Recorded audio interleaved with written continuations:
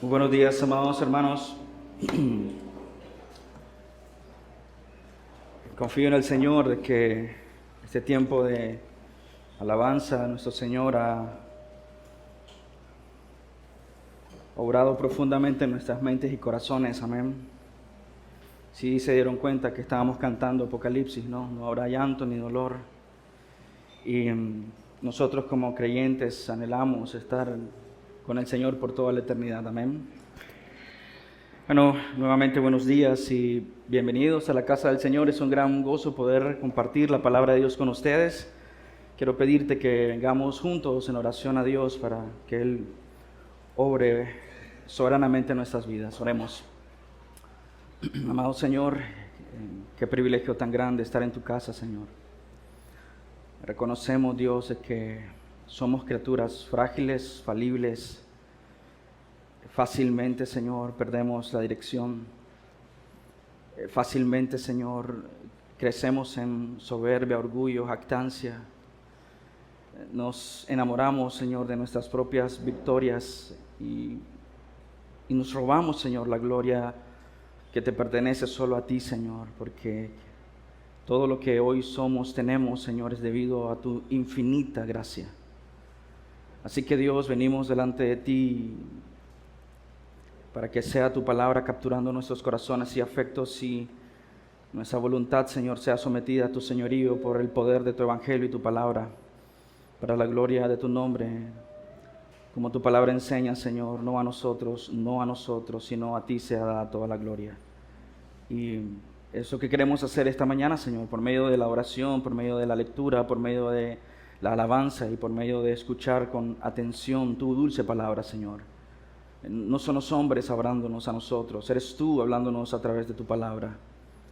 No nos permitas caer en el orgullo, en la soberbia de rechazar tu dulce voz, llamándonos al arrepentimiento. Te lo pedimos, Señor, y deseamos, Señor, honrarte a ti con toda nuestra fuerza y nuestro ser. En tu nombre oramos, amado Señor. Amén y amén. Bueno, la semana pasada estuvimos meditando un poco en Santiago capítulo 5, 19 y 20. Y lo aplicamos a nuestros matrimonios. Espero que este tiempo de predicación no solamente haya sido instructivo, sino realmente haya sido de mucha bendición, de mucha edificación para tu propia vida. Si recordamos un poco la necesidad o la urgencia que tenemos como creyentes de vigilar el corazón de unos a otros, y esto lo aplicábamos específicamente a la urgencia que tenemos como cónyuges de ayudarnos en esa labor, de tener un corazón vigilante y vigilar el corazón de los que están a nuestro alrededor, en este caso nuestra esposa o esposo. Vimos la necesidad de actuar con humildad y con urgencia cuando aquellos que están a nuestro alrededor se extravían con el fin, y esa búsqueda es con el fin de restaurarlos, que puedan seguir perseverando en la fe. Y por último vimos la necesidad que tenemos como cónyuges de experimentar el perdón, primero el perdón de Dios, para poder extender el perdón de Dios a aquellos que cometen faltas a nosotros. Rápidamente vamos a ver la aplicación de la semana pasada y deberíamos de tener, decía, una actitud vigilante. Deberíamos tener misericordia y una actitud de urgencia por aquel que se desvía. Nuestro anhelo es ver a nuestro hermano, a nuestro amigo, y especialmente aplicándolo al matrimonio, a nuestro cónyuge, siendo restaurado y caminando en la fe, perseverando en los caminos del Señor. Y por supuesto había una implicación de que cuando hay estos roces, deberíamos de tener una disposición rápida, sensible, basada en el Evangelio para poder perdonar las faltas de aquellos que nos ofenden. La pregunta que quiero hacerte es ¿por qué nos cuesta tanto hacer esto? ¿Por qué nos cuesta tanto tener una actitud vigilante? ¿Por qué nos cuesta tanto tener una actitud compasiva con el que se desvía? ¿Por qué somos tan dados a la negligencia? Podríamos hacer algún tipo de inferencias prácticas. Podríamos decir que, nos cuesta mucho porque estamos luchando con áreas de perdón en nuestra vida. Nos cuesta tanto vigilar, cuidar y amar a nuestros cónyuges porque quizás hay mucho egoísmo en nuestros corazones. No estamos tan preocupados por su fe, no estamos tan preocupados para que puedan caminar en el Señor. Hay mucho egoísmo no queremos ver perseverar a nuestros cónyuges. Y podríamos inferir, somos descuidados en el mandato de guardar el corazón mutuamente porque somos negligentes y posiblemente ignoramos el peligro. Pero hay un peso marcado ahí en esa negligencia, es pasividad de parte de nosotros como cónyuges. Y esto puede estar sucediendo en tu vida práctica hoy. Hay mucha ignorancia, pero actuamos como si lo supiéramos todo. Hay mucho egoísmo y conformismo, pero vivimos en una total despreocupación de manera egoísta, ignorante. Y cuando las personas no hacen o no viven de la manera en que nosotros queremos que vivan, nos frustramos, nos enojamos y tomamos todo de manera muy personal y nos cuesta perdonar las faltas de aquellos que nos ofenden, porque tenemos una percepción distorsionada de nosotros mismos. En nuestro ideal, en nuestra narrativa, en nuestro mundo de ficción, nosotros somos el centro y no el Señor. Mencioné que una de las razones por las que los matrimonios fracasan no es precisamente por los conflictos dentro del matrimonio. Y decíamos, los matrimonios que fracasan no son los que tienen más conflictos, sino los que han perdido sensibilidad, por un lado, para arrepentirse y por el otro lado, para perdonar. Y básicamente, si en nuestros matrimonios hay pasividad, si en nuestros matrimonios hay egoísmo, si en nuestros matrimonios hay negligencia, si en nuestros matrimonios no hay una preocupación sincera por el crecimiento espiritual de mi cónyuge, eso significa que hay falta de humildad, no hay arrepentimiento, no hay perdón. El problema, hermanos, no es tu cónyuge, somos nosotros. ¿Sí? El problema es el orgullo en nuestro propio corazón. Es el orgullo en nuestro corazón. Mi anhelo y mi deseo por medio de esta predicación es que Dios bendiga enormemente nuestros matrimonios, para que seamos mucho más rápidos en responder con humildad a lo que Dios está pidiéndonos hacer.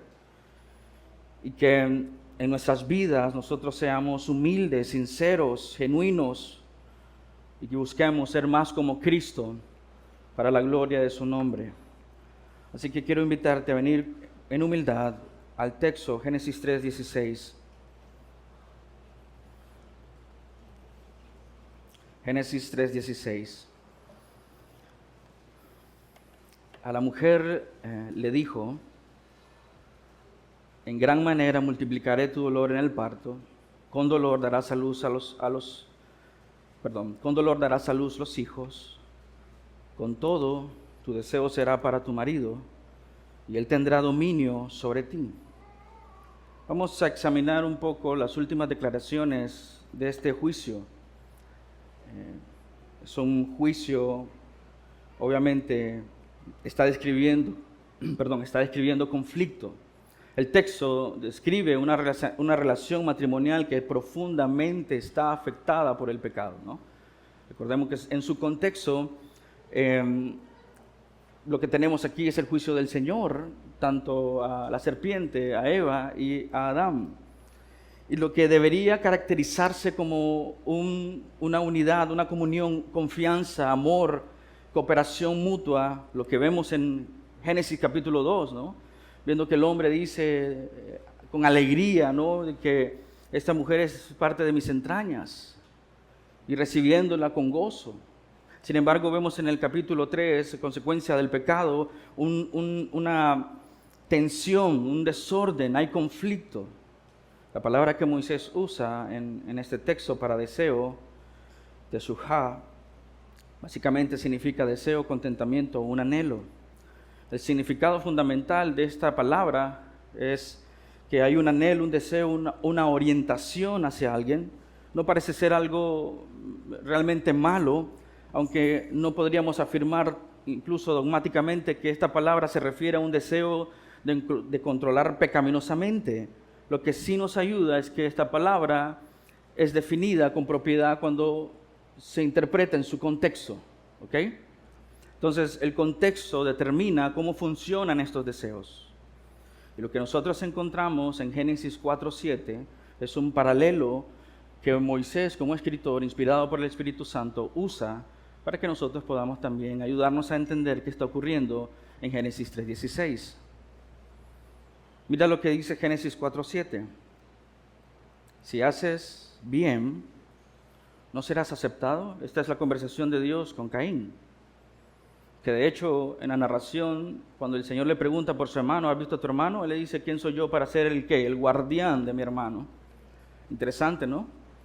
Pero fijémonos en Génesis 4:7, la misma construcción que está usando Moisés en Génesis 3:16 se encuentra aquí.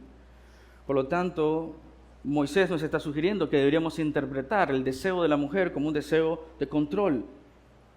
Si haces bien, no serás aceptado, pero si no haces bien, el pecado yace a la puerta y te codicia, pero tú debes dominarlo. Ese codicia es la misma palabra que Moisés traduce en Génesis 3:16 como deseo.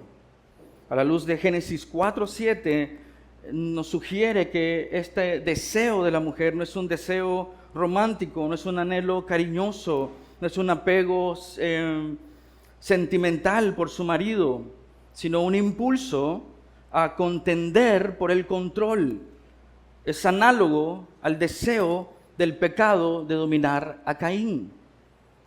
Entonces, recordemos que estas palabras están siendo dichas en un contexto de juicio. El Señor está juzgando. ¿Cuál es el contexto general? Han pecado en contra de un Dios santo. Son palabras de juicio por el pecado. El hombre ha pecado en contra de un Dios que es infinitamente santo. Los hombres han despreciado la dirección de Dios y la palabra de Dios y han quebrantado el pacto con Dios. Calvino decía, la infidelidad fue la raíz de la rebelión de Adán.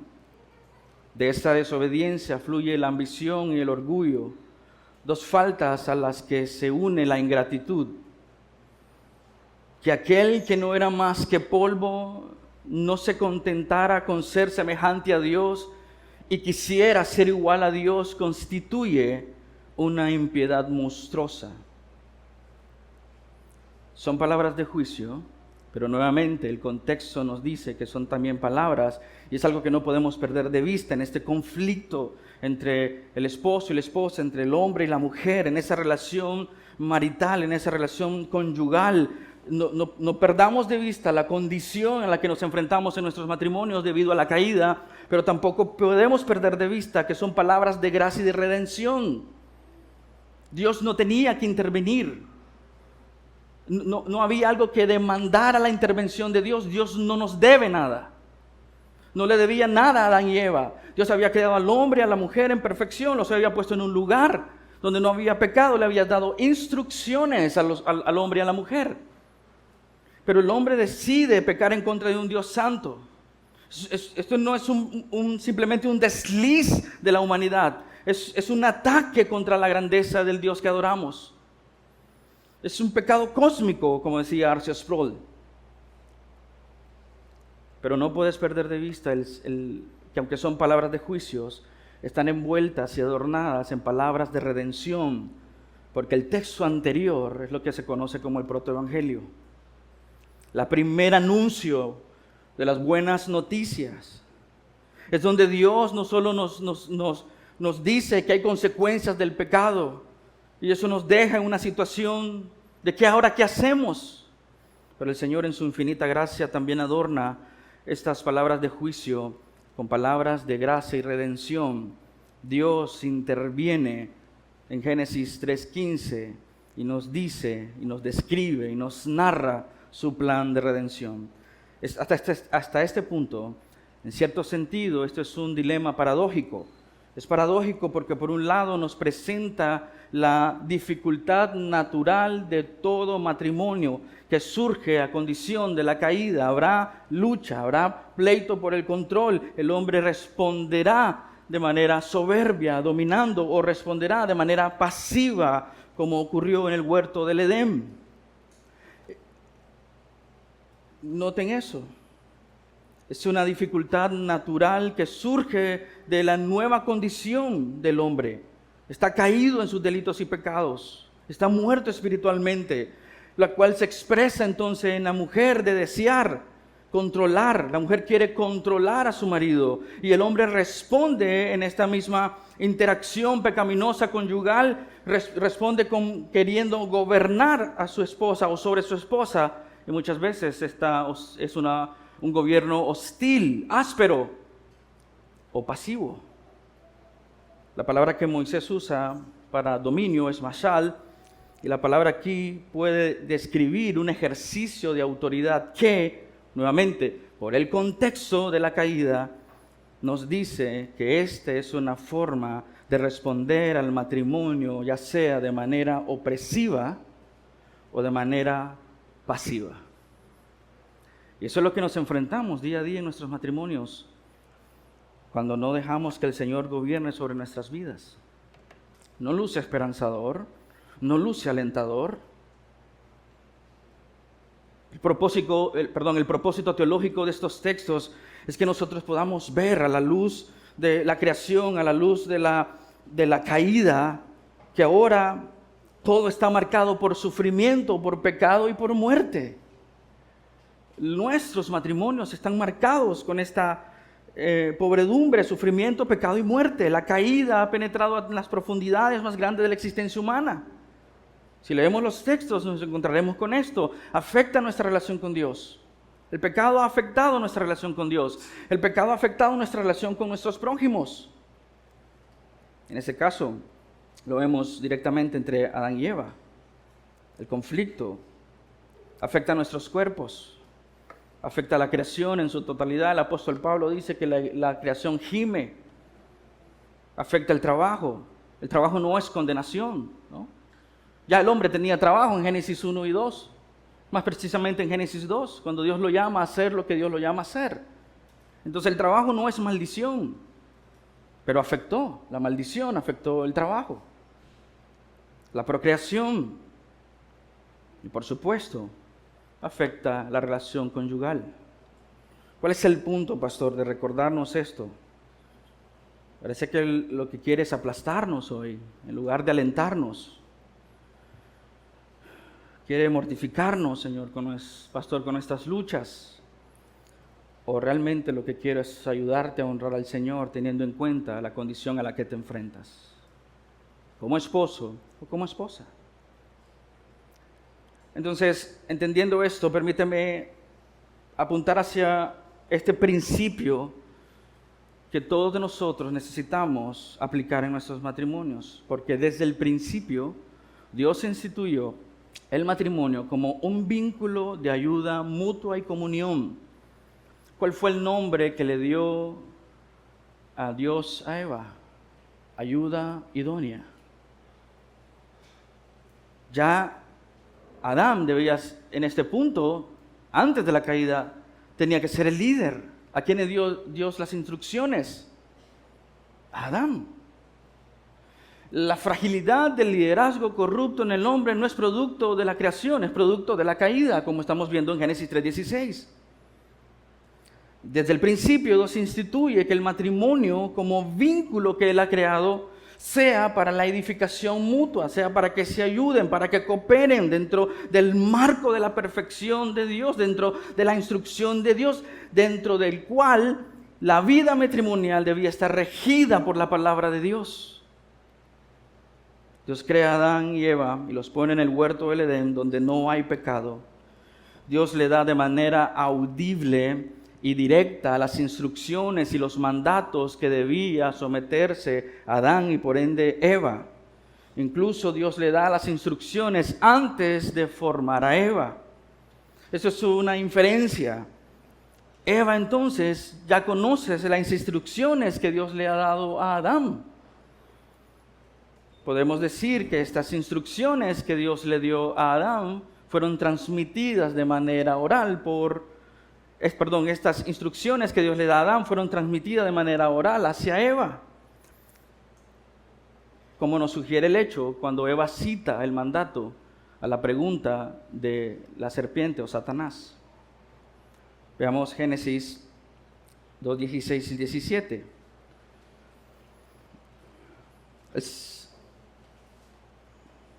En Génesis 2:16 y 17, Dios manda y ordena a Adán hacer lo siguiente: y el Señor Dios ordenó al hombre: de todo árbol del huerto podrás comer, pero del árbol del conocimiento del bien y del mal no comerás, porque el día que de él comas ciertamente morirás. Esa es la instrucción de Dios. Se infiere el contexto no nos dice, pero se infiere por la respuesta de Eva que esta información, estos mandatos pasaron de Adán a Eva, con una salvedad que Moisés nos hace ver. Génesis 3, 2 al 3, hay una agregación al mandato. Dios le dijo a Adán, no comerás, porque no podrás comer, de todo árbol del huerto no podrás comer.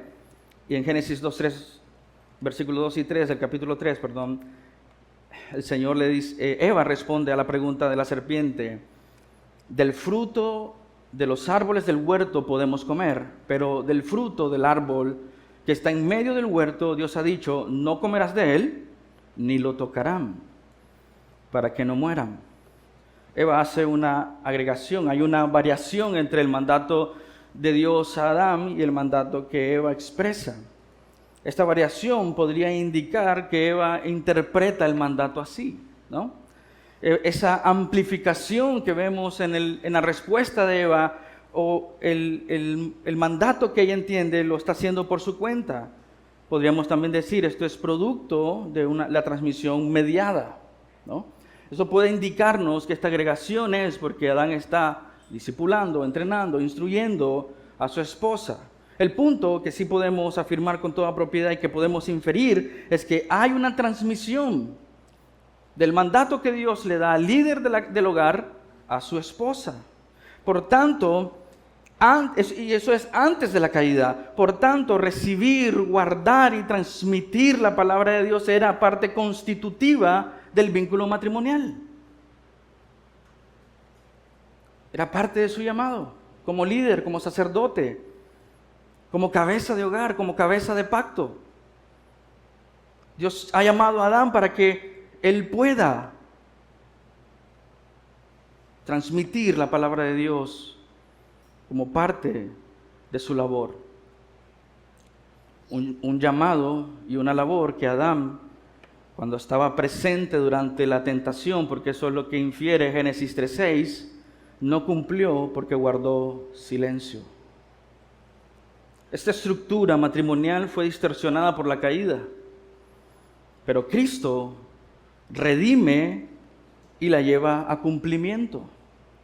Así como Adán debía instruir a Eva en la palabra de Dios, Cristo santifica a su iglesia, como nos dice Efesios 5:26, habiéndola purificado por el lavamiento del agua con la palabra, haciendo del matrimonio una viva imagen de esa obra en la que Adán fracasó. Desde el principio, Dios instituye el matrimonio como un vínculo de ayuda mutua y cooperación y comunión, dentro del cual, en este vínculo matrimonial, debía estar la formación por medio de la palabra de Dios. Dios siempre tuvo la intención de que la vida humana fuera entendida a la luz de la palabra de Dios, a la luz de la instrucción de Dios y a la luz de las promesas de Dios. Veamos rápidamente Génesis 1:26 al 28. Y dijo Dios, hagamos al hombre a nuestra imagen, conforme a nuestra semejanza, y ejerza dominio sobre los peces del mar, sobre las aves del cielo, sobre los ganados, sobre toda la tierra y sobre todo reptil que se arrastra sobre la tierra. El hombre ha sido llamado a ser mayordomo del Señor. 27. Dios creó al hombre a imagen suya, a imagen Dios lo creó, varón y hembra lo creó. Dios los bendijo y les dijo, sean fecundos y multiplíquense y llenen la tierra y sométanla, ejerzan dominio sobre los peces del mar, sobre las aves del cielo, sobre todo ser viviente que se mueve sobre la tierra.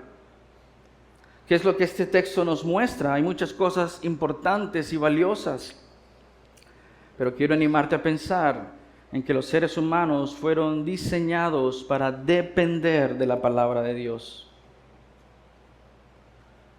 Y por medio de ella entender quiénes somos y cómo debemos vivir en el mundo en el que Él nos creó. ¿Entiendes eso?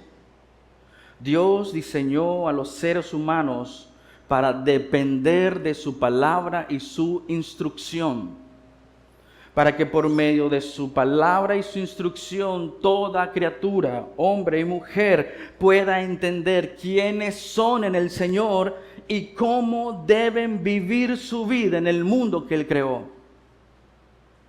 El hecho de tener la palabra de Dios y estudiar la palabra de Dios no es consecuencia del pecado, la caída. Dios creó a los seres humanos para que fueran seres dependientes, para que ellos pudieran estar en comunión con Él, atento a sus mandatos, atento a su instrucción. Nuestra necesidad de la palabra de Dios no es por la caída, o no es debido a la caída, es consecuencia de la creación.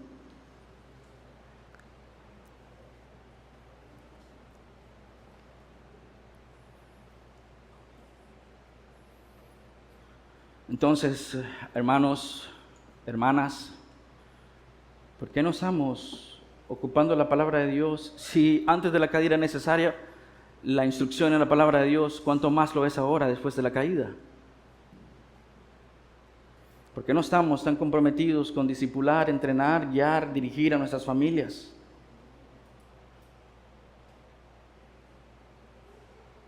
Si ese fue el principio por el cual Dios quería que los matrimonios vivieran y habitaran, ¿por qué nosotros no lo hacemos? ¿Por qué nosotros no estamos tan preocupados por lo que están nutriendo el corazón de nuestras familias, nuestros hijos, nuestra esposa, nosotros mismos? Estamos tan acostumbrados a scrollear las pantallas en lugar de hacer cambios en las páginas. Estamos tan adictos a nosotros mismos. Sabemos más de todo, menos de lo que tenemos que saber.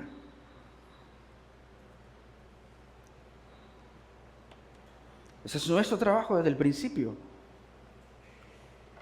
Debido a la caída, número 2, queda establecida la necesidad de la gracia redentora para nuestros matrimonios. No podemos simplemente decir, bueno, hay cosas que mejorar en mi esposa o hay cosas que mejorar en mi esposo. No es un cambio moral lo que necesitan nuestros matrimonios, es regeneración, es un cambio de corazón, porque nuestro corazón está corrompido, lleno de ídolos, lleno de deseos pecaminosos que se desvían de la voluntad y los deseos de Dios. Quizás por eso nos cuesta tanto agarrar la Escritura, porque no la vemos como algo necesario. Crecemos en arrogancia, pensando de que en nuestra propia fuerza podemos dirigir nuestras familias, o pensando que nuestras fuerzas, las madres, pueden educar a sus hijos. Desde la caída queda establecida la necesidad que todo matrimonio necesita en sus vidas, y es gracia de Dios. Es la gracia de Dios. Dios le dio a Adán y a Eva instrucción, dirección y propósito, y lo hizo antes de la caída. Se infiere aquí que la obediencia, que la instrucción no encontraría resistencia. Sin embargo, debido al pecado, debido a la caída, los matrimonios necesitan no solamente la palabra de Dios, necesitan la transformación del Evangelio. Si la palabra de Dios es necesaria antes de la caída, lo es más. Es urgente ahora. Pero es no solamente un cambio de conceptos en nuestra mente, necesitamos un cambio de corazón. Y por eso en el mismo contexto donde se nos dice que va a haber conflicto en los matrimonios debido al pecado y a la corrupción del hombre, nos dice que el Señor a ese primer matrimonio que fracasó en su labor, Dios promete su gracia redentora por medio de la obra de la simiente de la mujer.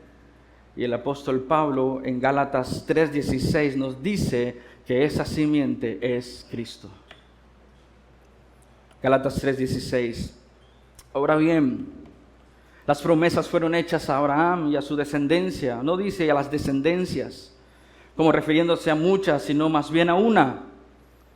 Y a tu descendencia, es decir, Cristo. Génesis 3:15 está apuntando a la obra de Cristo en la cruz del Calvario, a su venida, a su obra perfecta, a su muerte vicaria en la cruz, a su muerte sustitutiva en la cruz. Y el apóstol Pablo en Romanos nos dice que lo que el anterior Adán no hizo, lo cumplió el posterior Adán en Cristo Jesús. Entonces, hermanos, si el matrimonio necesita la palabra de Dios, incluso antes de la caída, después de la caída no solo necesitamos la instrucción de Dios, necesitamos también de su obra regeneradora, de su obra transformadora, que cambie nuestros afectos y nuestros deseos dentro de nuestros matrimonios.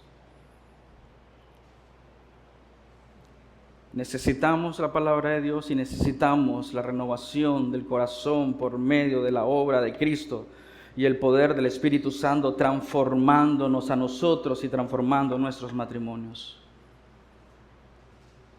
Si no, el matrimonio es un eterno conflicto.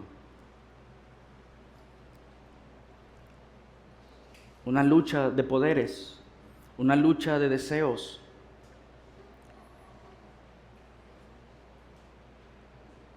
Lo que Adán y Eva no lograron sostener ni cumplir, es posible sostenerlo y cumplirlo, no porque el creyente lo logre por sí mismo. Lo que Adán no logró, lo que Eva no logró, lo que Adán no alcanzó, lo que Eva no alcanzó, podemos alcanzarlo debido a que los creyentes están unidos a Cristo, por tanto, unidos a su obra consumada por nosotros en la cruz del Calvario. Como su obra es continua en nosotros por medio del Espíritu Santo, el Señor es quien produce tanto el querer como el hacer para cumplir su buena voluntad y perfecciona lo que inició en nosotros. Es dependencia en el poder del Evangelio en nuestros matrimonios. El contexto sigue siendo sumamente fundamental, porque está claro que tú y yo no podemos. El Señor tuvo que vestir a Adán y Eva con ropas de animales, que el Señor tuvo que sacrificar. Nosotros no podemos, iglesia. Eso es lo que le espera a nuestros matrimonios en el Señor. Eso es lo que le espera a nuestros matrimonios sin el poder del Espíritu Santo obrando en nuestros matrimonios. El deseo de la mujer controlar y la respuesta del hombre gobernando con aspereza o siendo completamente pasivo. Nos persigue el pecado de Adán. Nos ha marcado, nos ha discipulado. Pero la gracia y la misericordia de Dios es que en Cristo no debe ser así. Lo que el pecado pervertió, el Señor redimió con su sangre preciosa en la cruz del Calvario. No es excusa para las mujeres querer controlar, pero está ahí en su propia naturaleza. No es excusa para el hombre ser un gobernante pedante, orgulloso, déspota, pero está ahí en su propio corazón. Lo que necesitamos es ser humildes y reconocer nuestra lucha y rendirnos ante el Señor. No puedes sostener tu matrimonio con tu propia fuerza.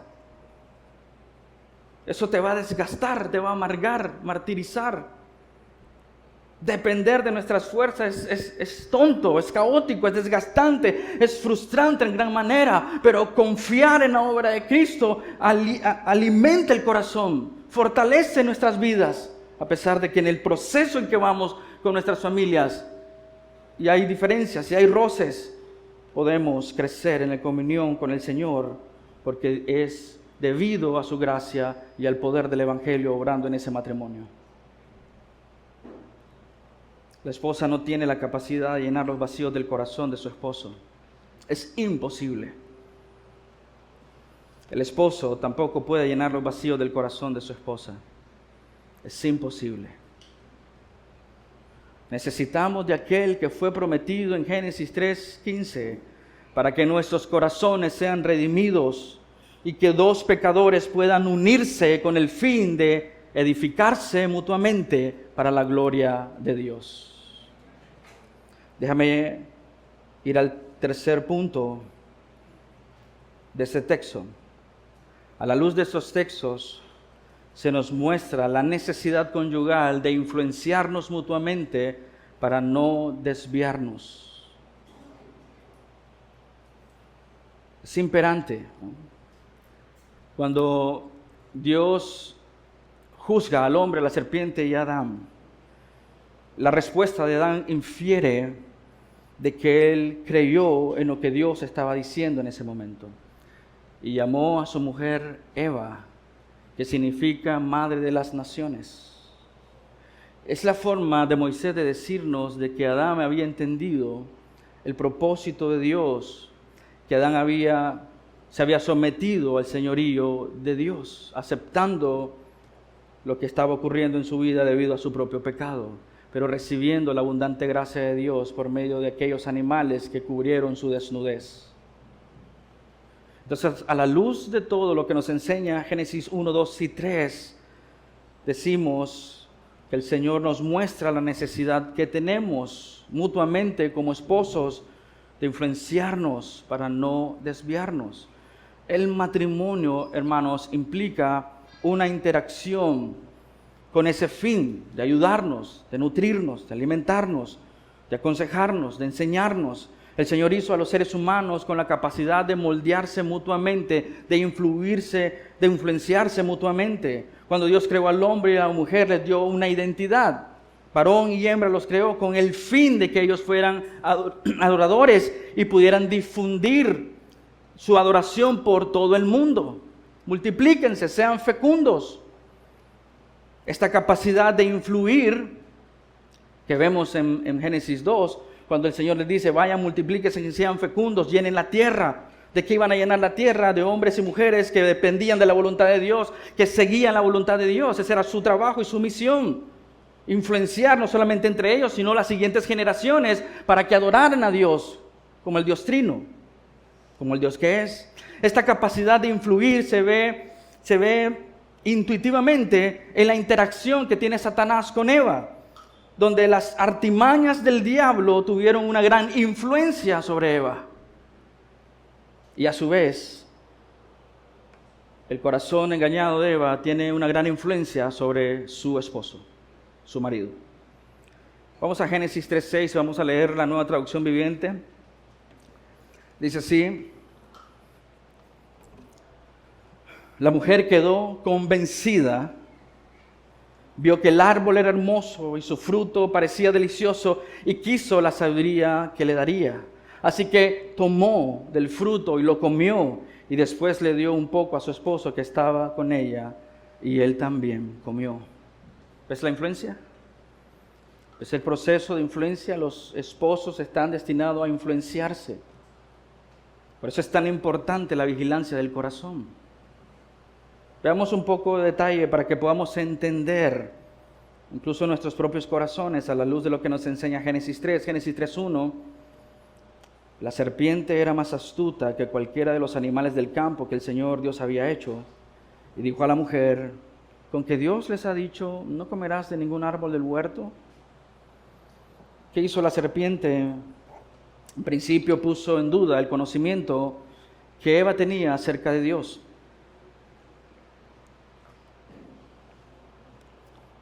Eva responde y afirma su propia comprensión, mostrando que había interiorizado con exactitud el conocimiento que entendía las implicaciones de quebrantar ese mandato, ¿no? Lo vemos claramente cuando ella le dice, no vamos a comerlo, tomarlo, ni siquiera tocarlo. Entiende las implicaciones, conoce la voluntad de Dios, conoce lo que Dios está mandándoles, conoce las implicaciones de la desobediencia, no es ignorante. Sin embargo, Satanás no solo pone dudas del conocimiento de Dios, empieza a negar la veracidad de la palabra de Dios, sustituyendo la verdad con mentiras y tira una oferta seductora y tentadora que hace una promesa aparentemente mayor que la que Dios le había dado. Mire lo que dice Génesis 3, 4 al 5. Y la serpiente dijo a la mujer, ciertamente no morirás. Ese es un rechazo a la autoridad de Dios. Está diciendo lo que Dios dijo no es cierto, Dios es mentiroso.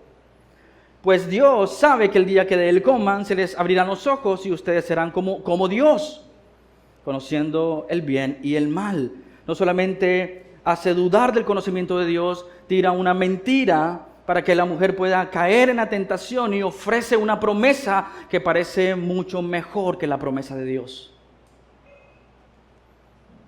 Así que podríamos hacer una suposición legítima aquí con respecto a Eva. Suponemos que Eva ya había visto ese fruto por muchas mañanas, muchas tardes. Suponemos que no era la primera vez que miraba esa fruta, ese fruto. Y verlo no produjo nada en su vida, excepto obedecer el mandato de Dios. Pero a la luz de un nuevo conocimiento, a la luz de una nueva perspectiva, a la luz de que sus creencias están siendo cambiadas por la falsedad y la mentira de Satanás, también no solamente cambian sus creencias y pensamientos, cambian sus deseos y afectos. La llevaron a desear. Mira lo que dice la primera parte de Génesis 3:6, cuando la mujer vio que el árbol era bueno para comer. La seducción de su mente, cambiando el conocimiento de la verdad de Dios por la mentira, hizo un efecto radical en sus afectos y deseos. Ya no era bueno para obedecer el mandato de Dios, ahora era bueno para comerlo. Y que era agradable a los ojos y que el árbol era deseable para alcanzar sabiduría. Ahora el fruto es deseable, delicioso. Sus deseos y afectos cambiaron porque cambiaron sus creencias. A la luz del conocimiento que Satanás estaba poniendo en su mente, ella estaba ahora cediendo a los deseos de su propio corazón.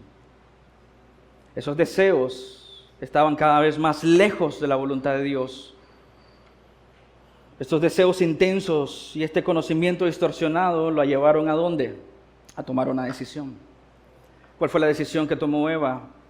Génesis 3:6 nuevamente, quedó convencida y vio que el árbol era hermoso y su fruto parecía delicioso y quiso la sabiduría que le daría, así que tomó del fruto y lo comió. Después le dio un poco a su esposo que estaba con ella y él también comió. La mujer tomó el fruto.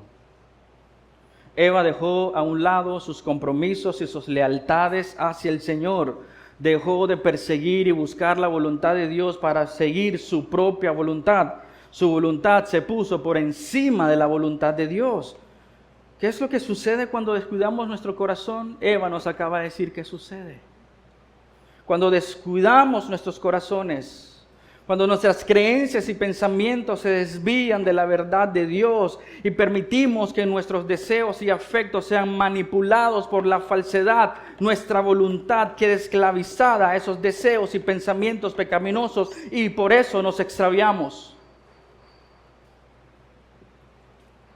Eva no es inocente, Adán no es inocente, pecaron en contra de Dios, no son víctimas de las artimañas del diablo. Pecaron porque fueron seducidos por sus propios corazones. El pecado fue un acto intencional de rebelión y desobediencia en contra de un Dios santo. Mi punto es que necesitas ver el poder de la influencia en la vida de un ser humano. Y tú como esposo y como cónyuge has sido llamado a hacer esa influencia positiva, bíblica, en tu matrimonio, esposo y esposa. Recuerda lo que dice Santiago 1:14-15, sino que cada uno es tentado cuando es llevado y seducido por su propia pasión, por su propia pasión. Eva fue seducida por su propia pasión, Adán fue seducido por su propia pasión. Hermanos, tú serás seducido por tu propia pasión. Y tu respuesta será siempre echarle la culpa a alguien más. Es lo que hizo Adán, es lo que hizo Eva. ¿Qué pasó, Eva? Bueno, la serpiente que tú creaste, Señor, es tu culpa. ¿Qué pasó, Adán? No, es que la mujer que tú me diste. Son consecuencias de lo que vemos a diario en nuestros matrimonios. ¿Por qué no están discipulando a tus hijos? Ah, es la culpa de mi esposa.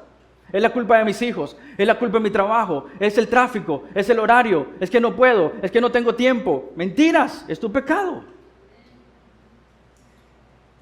Aunque estos textos no nos narran en detalle las motivaciones de Adán, y aunque la Escritura nos dice que Adán no fue no fue engañado en la misma manera que lo fue Eva, sí podemos inferir que el declive en el corazón de Adán fue similar al de Eva, iniciando cuando él abandona la verdad de Dios.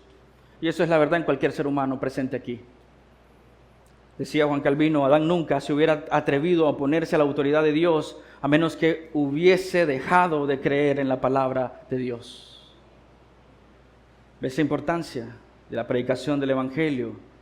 Que no fue producto de la caída, que fue producto de la creación. Somos diseñados para escuchar la voz de Dios y seguir su voluntad. El pecado distorsionó esa identidad en nosotros, pero debido a la gracia tan grande, a la multiforme de la gracia del Señor, podemos escuchar la dulce voz del Señor por lo que Cristo ha hecho en nuestras vidas. Hay esperanza para nuestros matrimonios conflictivos.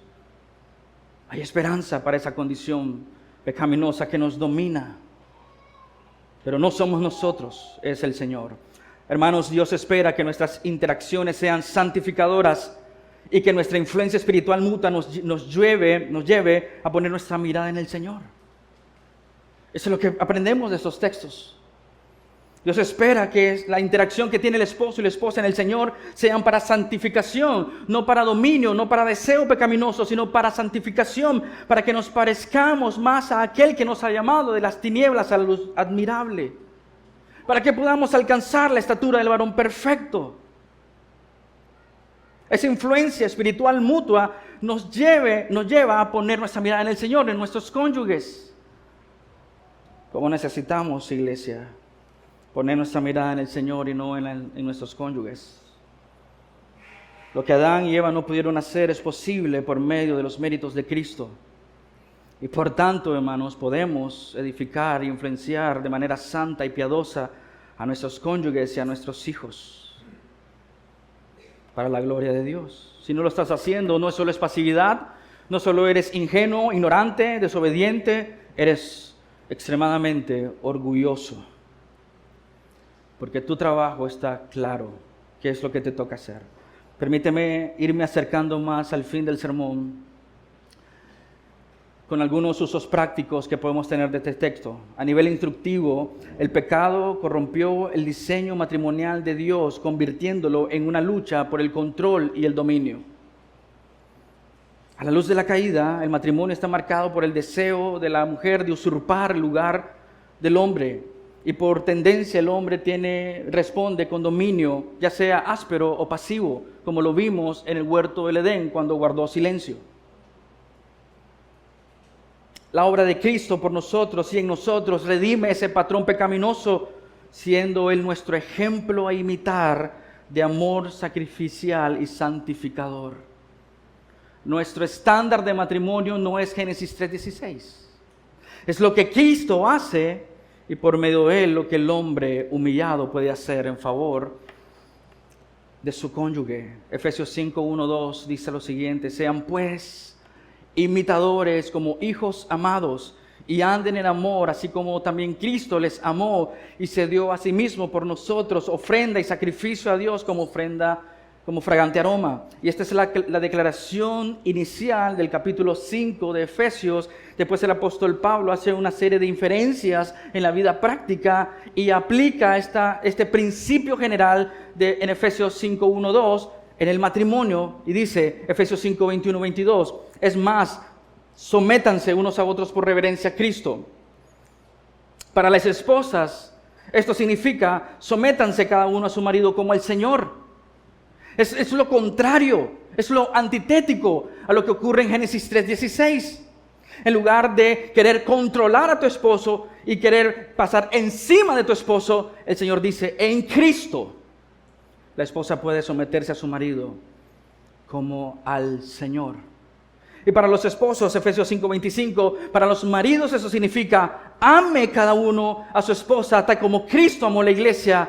Él entregó su vida por ella. Lo que Génesis 3:16 nos enseña es que el hombre va a dominar de manera áspera en su matrimonio, o va a ser completamente negligente y pasivo. Y lo que Dios hace por el poder del Evangelio es que este hombre negligente, áspero, rudo, pueda amar como Cristo ama.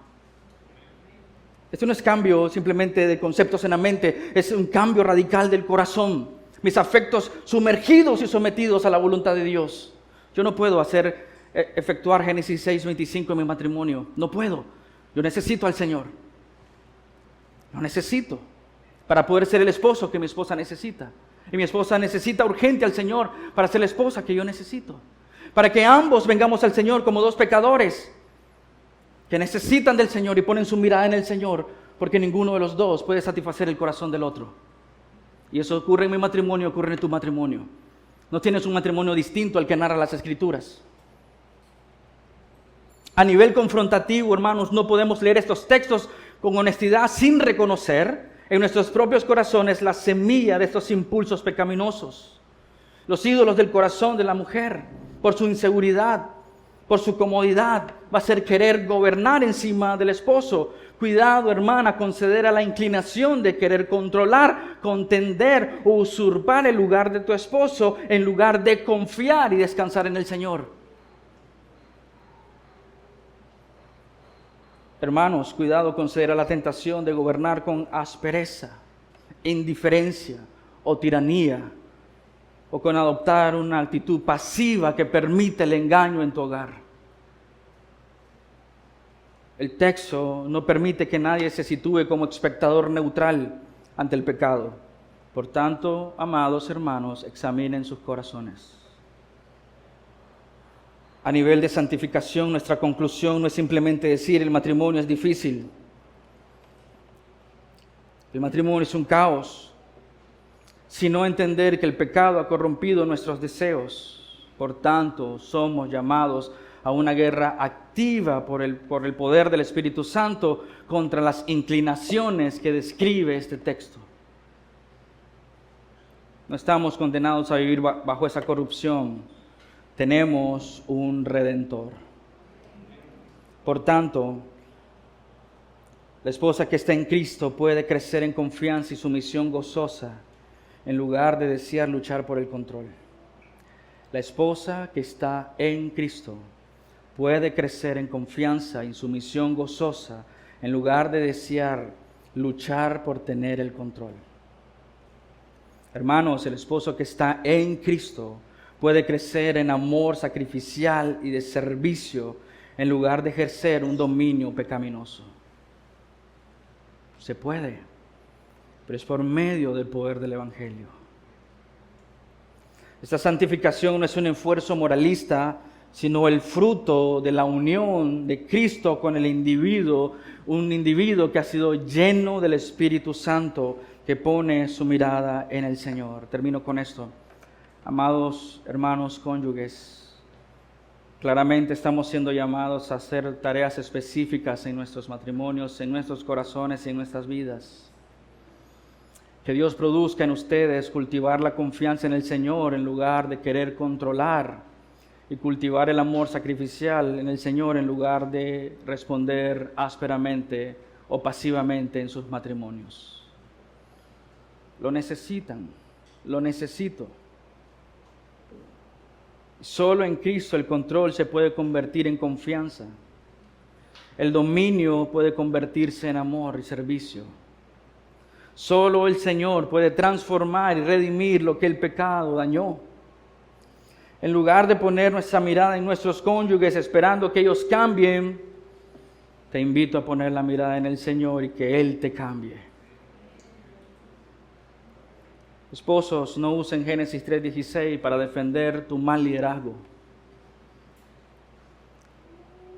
No uses Génesis 3:16 para decir yo soy el jefe de esta casa y en esta casa se dice lo que yo digo. Mira a Cristo y aprende a amar sacrificialmente a tu familia. Hermanas, no uses Génesis 3:16 para decir por la pasividad de mi Adán me toca agarrar las riendas de esta casa. No uses el pecado de tu esposo como permiso para querer tomar un lugar que no te corresponde. Mira a Cristo y aprende a vivir delante de Él con fe, santidad y sumisión para la gloria de su nombre. Primera de Pedro 3:1-2 dice: asimismo, ustedes mujeres, estén sujetas a sus maridos, de modo que si alguno de ellos son desobedientes a la palabra, puedan ser ganados sin palabra alguna por la conducta de sus mujeres, al observar ellos su conducta casta y respetuosa. Versículo 7, ustedes maridos igualmente convivan de manera comprensiva con sus mujeres, como un vaso más frágil, puesto que es mujer.